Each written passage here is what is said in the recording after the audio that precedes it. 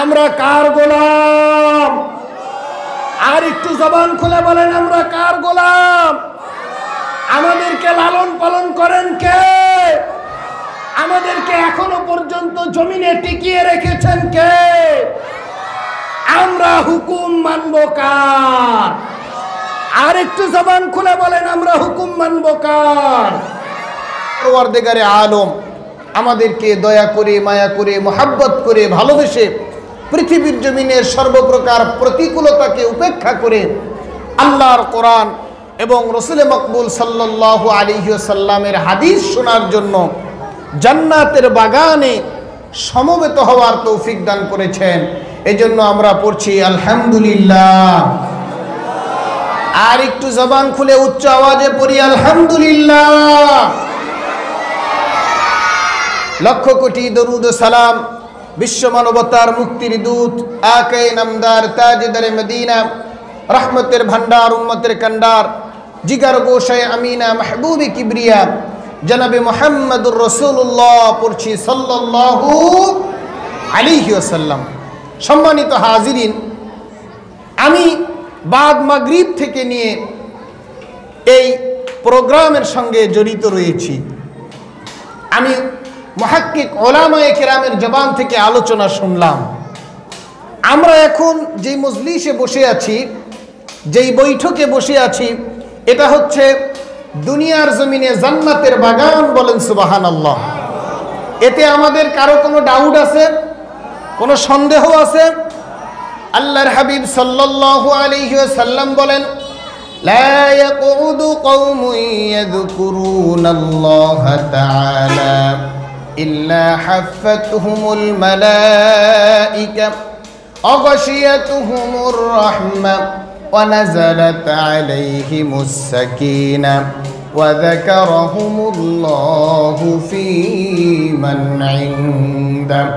একটু দিল থেকে উচ্চ আওয়াজে পড়েন সুবহানাল্লাহ।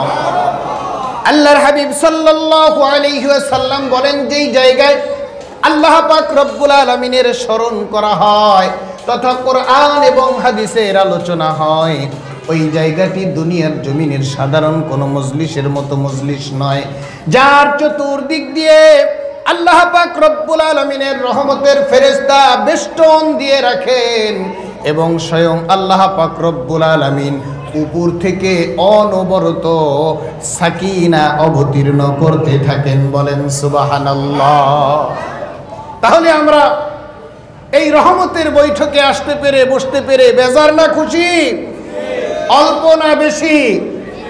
আবারও বেশি খুশির সহিত উচ্চ আওয়াজে পড়ছি আলহামদুলিল্লাহ। সম্মানিত হাজিরিন, আমার কলিজার টুকরা তৌহিদি জনতা, একটি কথা না বললেই নয়।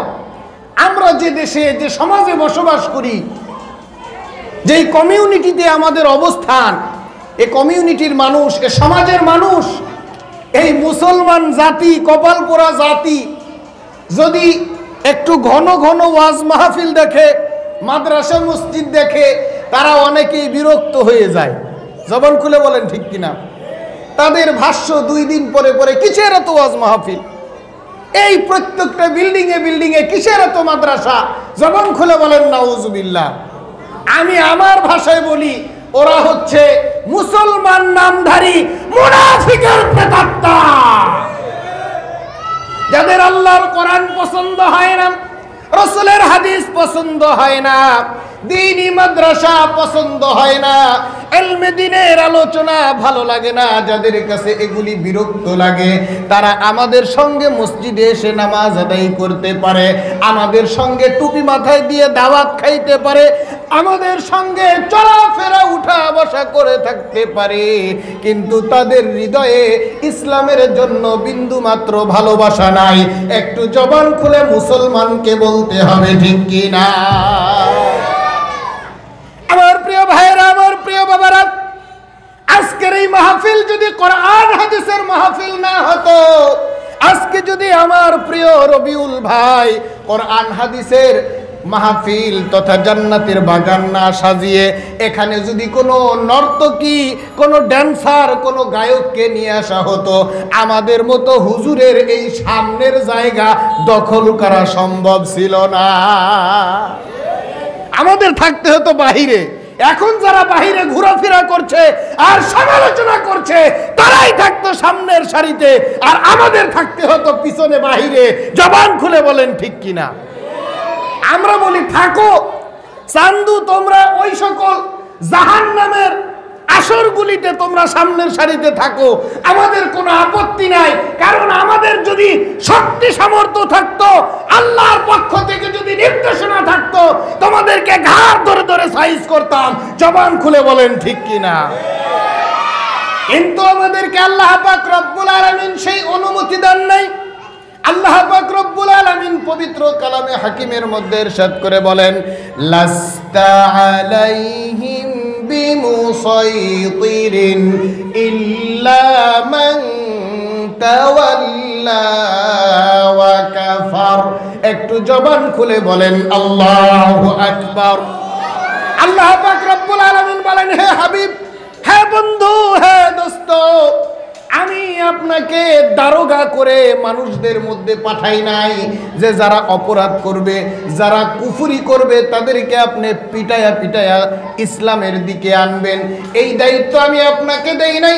আপনার দায়িত্ব আপনি দাওয়াত চালিয়ে যান। আপনার দায়িত্ব আপনি আমার দিন প্রচারের কাজে লেগে যান। যাদেরকে হেদায়েত করার দরকার আমি আমার পক্ষ থেকে তাদের জন্য হেদায়েত বরাদ্দ করব। একটু জবান খুলে বলেন সুবহানাল্লাহ। আল্লাহ পাক রব্বুল আলামিন বলেন, ইন্নাকা লা তাহদি মান আহবাবতা ওয়ালাকিন্নাল্লাহা ইয়াহদি মান ইয়াশা। একটু জবান খুলে বলেন আল্লাহু আকবার। আল্লাহ পাক রব্বুল আলামিন বলেন, হে হাবিব, আপনি যাকে হেদায়েত দিতে চান আপনি তাকে হেদায়েত দিতে পারবেন না। কারণ হেদায়েতের চাবিকাঠি আমি আপনার হাতে দেই নাই। আমার পক্ষ থেকে যার জন্য হেদায়েত বরাদ্দ হবে কেবলমাত্র তারাই হেদায়েত প্রাপ্ত হবে। একটু জবান খুলে বলতে হবে ঠিক কি না?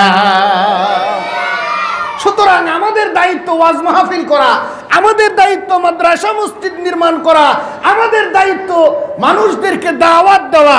যারা আবু জাহেলের প্রেতাত্মা, উতবা শাইবা ওয়ালিদ ইবনে মুগীরার প্রেতাত্মা, তারাই আমাদের বিরোধিতা করবে। জবান খুলে বলেন ঠিক কি না? আমরা তাদের বিরোধিতা করি না। পৃথিবীর জমিনের কোন মানুষের ধ্বংস ইসলামপন্থীরা কশ্চিনকালেও কামনা করে না, বরঞ্চ তাদের চিরতর এবং জানের শত্রু যারা তাদের জন্য আল্লাহর দরবারে হেদায়েতের দোয়া করে। একটু জবান খুলে বলতে হবে ঠিক কি না? আমরা কারো ধ্বংস চাই না, আমরা কারো বিরোধিতা করি না, আমরা কাউকে জাহান্নামে পাঠাতে চাই না। বরঞ্চ দুনিয়ার জমিনে জালিম, কাফির, বেঈমান, ফাসিক, ফুজ্জারদের শুধুমাত্র চক্ষু রাঙানি নয়, এমনকি তারা আমাদেরকে আল্লাহর জমিনে নির্যাতনের স্টিম রোলার চালানোর পরেও আমরা তাদের হেদায়েতের জন্যই মেহনত করে যাই। একটু জবান খুলে বলতে হবে ঠিক কি না? একটু প্রাসঙ্গিক কথায় না আসলে তো আপনাদের কাছেও ভালো লাগবে না। ইতিপূর্বে যারা আমাদের মাথার উপরে বসেছিল, জনগণের সঙ্গে যা করছে তাদের সবচাইতে বেশি শত্রুতা ছিল ওলামায়ে কেরামের সঙ্গে। জবান খুলে বলেন ঠিক কিনা? তাদের জন্য স্লোগান হয়েছিল আলেম ধরো, আলেম মারো, আলেম কাটো। জবান খুলে বলেন ঠিক কিনা? তাদের জন্য উদ্দেশ্যই ছিল ইসলামপন্থীদেরকে চিরতরে দুনিয়ার জমিন থেকে নির্মূল করে দেওয়া। কিন্তু কি আশ্চর্যজনক বিষয়, আল্লাহ পাক রব্বুল আলামিনের কি অপার করুণা, আল্লাহ পাক রব্বুল আলামিন ইসলামপন্থীদের আচার আচরণ, ওলামায়ে কেরামের চিন্তাধারা জাতির সম্মুখে উপস্থাপন করে জাতির চক্ষুকে, জাতির ছানি পড়া চক্ষুকে, গোমরা ধরা হৃদয়কে পরিষ্কার করে দিয়ে দেখিয়ে দিলেন, যারা ওলামায়ে কেরামের উপরে জুলুম করেছিল, নির্যাতন করেছিল, যারা ইসলামপন্থীদেরকে দুনিয়ার জমিন থেকে মিটিয়ে দিতে চেয়েছিল, তাদের কোনো প্রকার জুলুম নির্যাতন তো দূরের কথা, তাদের দিকে চোখ মোটা করেও ইসলামপন্থীরা একটা কথাও বলে নাই।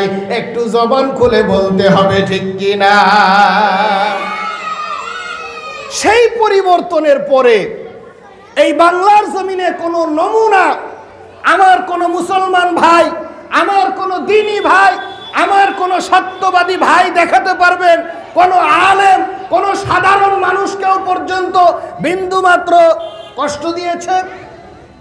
কি বলেন? কোনো আলেম, কোনো ইসলামপন্থী, প্রকৃতপক্ষে যারা ইসলাম বুঝে এমন কোনো মানুষ, সাধারণ কোনো মানুষকেও একটা কটু কথা বলেছেন? বিন্দুমাত্র কষ্ট দিয়েছেন?